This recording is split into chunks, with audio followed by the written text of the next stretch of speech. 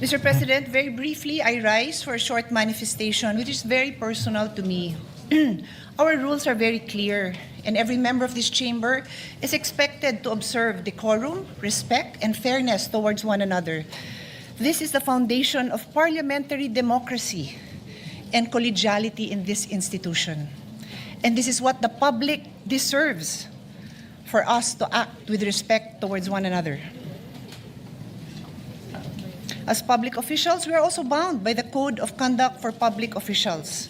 And our civil code also requires that everyone acts with justice, gives everyone his due, and observe honesty and good faith. I would like to believe that in my 20 years, almost 20 years in the Senate, I have conducted myself with respect towards my colleagues regardless of political differences. Mr. President, today, a public statement was made by our colleague, Senator Ping Lacson, which was also posted in his YouTube page, suggesting that my vehicle was used to assist Senator De La Rosa in entering the Senate premises, which I quote, "Ang pagkakaalam ko, at least silang dalawa lang mag-ate, Cayetanos, ang nakakaalam tungkol kay Bato na darating. Dahil ang pagkakaalam ko, nakasakay si Bato sa kotse ni Senator Pia." Before I proceed, welcome, Senator Bato. I am happy na nakapasok ka. Wala akong problema na nakarating ka. But, Mr. President, I go back. Sinabi man niya na sa pagkakaalam niya, ang katanungan ko po, Mr. President, nag-abala ba kayo mag-double check? Bago niyo yan sinabi sa public. Because despite that qualification, the statement was publicly conveyed in a manner that created the impression that I was directly involved in facilitating Senator De La Rosa's entry into the Senate premises. Again, okay lang po sa akin na nakarating siya dito. Wala ho akong problema doon. Let me state this clearly and unequivocally. That statement is false. Senator De La Rosa did not ride in my vehicle, nor did I have anything to do with facilitating his presence in the Senate last Monday. Ni hindi ko nga alam na darating siya. Nalaman ko lang na darating siya dahil ang minority floor leader na kapatid ko tumayo dyan, and he addressed the Senate President and nagpasalamat siya sa public service ng Senate President, Senator Tito Sotto, which I also believe is well-deserved. Sinabi niya na maganda ang pakitunguan sa kanya ni Senate President Tito Sotto. And then sinabi niya na we have the numbers and Senator Bato is present. Nagulat din ako. Katabi ko si Lawrence, sabi ko, nagulat ako, wala akong idea. Ni hindi ko alam kung nasan siya, ni hindi ko alam na malapit na siya. I have no idea kung nasan siya. So kung paano nadamay ang kotse ko is a mystery to me, dear colleagues, and the public. In fact, Senator Kiko can attest, you saw me downstairs sa basement dahil pareho kami dyan madalas dumaan at sabi niya pa sa akin, dito kayo nagdidiskusyon ng staff mo, hindi na dun sa hagdanan dahil ilang beses ko na siya naharangan sa hagdanan, sa hallway na napakakitid, na nagdidiskusyon with my staff. Sabi ko, nga, haba ng mga diskusyon namin. Siguro naman kung dala ko si Senator Bato, medyo kinakabakabahan ako na makita ako dun ni Senator Kiko, di ba? So, it is a mystery to me. Paano ako nadamay at yung sasakyan ko?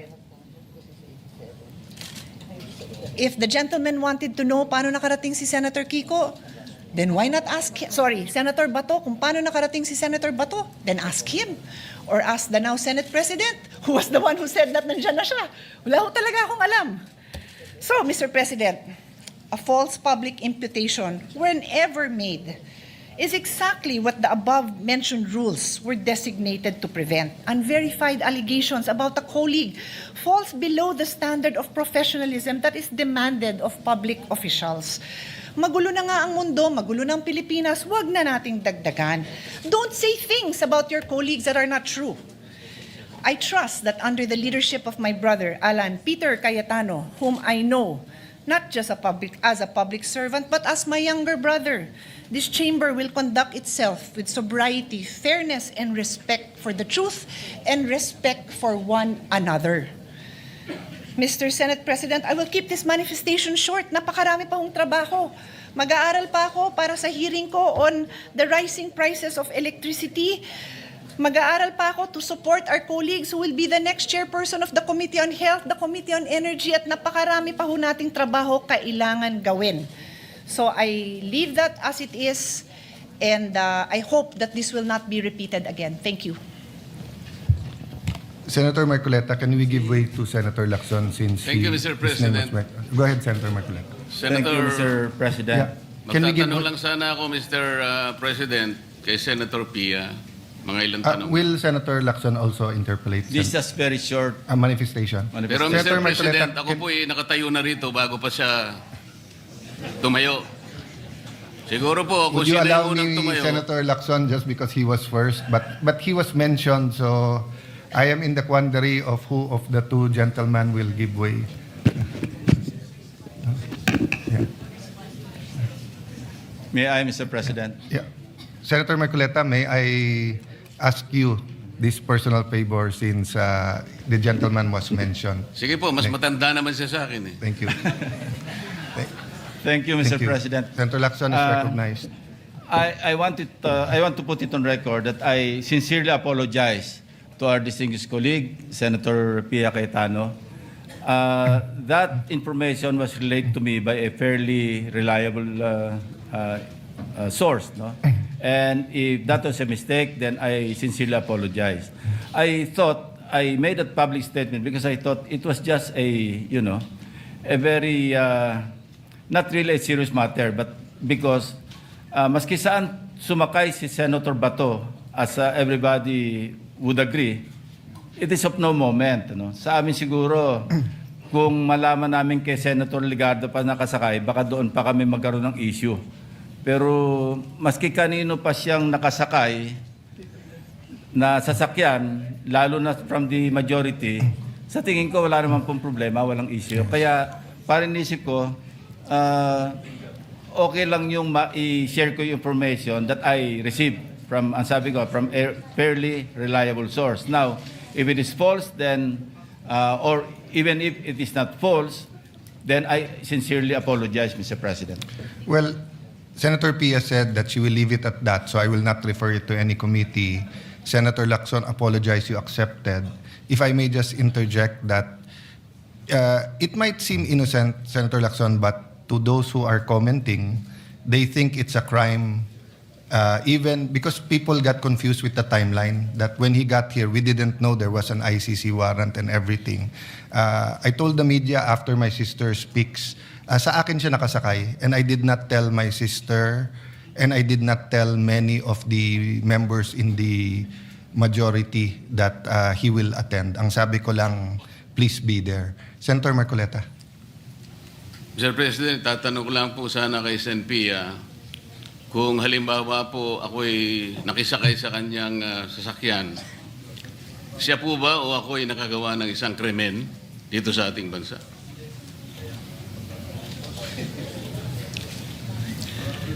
Sa akin lang po, kung kahit sino sa mga kasamahan natin dito na they need a ride, na nangyari na yon. Minsan may event tayo, sumasakay ako sa kotse ni Senator Mig Subiri, nakasakay na rin ako sa kotse ni Senator Loren, nakasakay na rin ako sa kotse ni Senator Angara. Sino pa sa inyo hindi nagbibigay sa akin ng ride? I would be happy to give a colleague a ride. But I'm just saying, that's why I had to repeat na I don't have an issue with Senator Bato arriving in the Senate. I have an issue with the aspersion of malice na parang patago kong pinarating dito na gamit ang kotse ko na walang katotohanan. Kaya to answer your question, wala naman hong masama doon. Yun nga po eh. Siya na rin po ang umamin na wala naman pong masama, eh ba't kinakailangan pong gawan pa po ng post yun? Pangalawa pong tanong, Mr. President, Senator Pia, kung halimbawa po ginawa ko yun, nakisakay ako sa inyo, dahil meron lang akong gustong pagtaguan, hindi po ba napagtitibay natin, nakasabihan nating mga Pilipino, at nakuha ko naman talagang magtago dahil nakisakay nga ako sa inyo. Hindi ba napatunayan natin ang isang kasabihan, Mr. President, Senator Pia, na nagtatali-talinuhan ng matsing, nauutakan pa rin. Salamat po, Mr. President. Mr. President, this is not a response to Senator Marcoleta some questions or statements, but I just also want to put on record na tinatanggap ko po yung apology ni Senator Lacson. Wala akong problema sa akin yon. Kaya lang po, ako yung nakikiusap sa lahat ng kasamahan natin na mag-ingat naman tayo sa statements because these are very troubling times. Everybody's so sensitive. Kung sino yung kakampi mo, lahat na ng ginawa niya tama. Kung sino yung kagalit mo, lahat na ng ginawa niya mali. So why would you make a statement that would arouse angry feelings or questions about my credibility or about, anything that would, create any negative implication on your fellow senator. Sana po wag ganon. Yun lang sasabihin ko. Sana walang ganon. Kasi kung wala namang intensyon, di wag na lang sabihin, di ba? Yun lang naman po ang sa akin. Thank you very much. Yes, emotions are high, but we are all called to a higher calling. We all have sentiments. I don't think it will be stopped. It will come out in the next few weeks depending on the issue.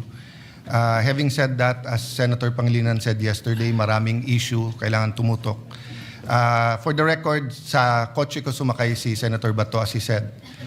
When I talked to him and said, how can I go in the Senate? I was aghast. Senador kayo, bakit problemang pumasok ka? But naisip ko yung commercial ni Amang Parika, yung sabi, sumakay ka pa. Kaya sabi ko, sa akin ka na sumakay. That's why it's so obvious that I knew he was here because when I spoke earlier. Having said that, an apology was made, an explanation was made, so move on from that.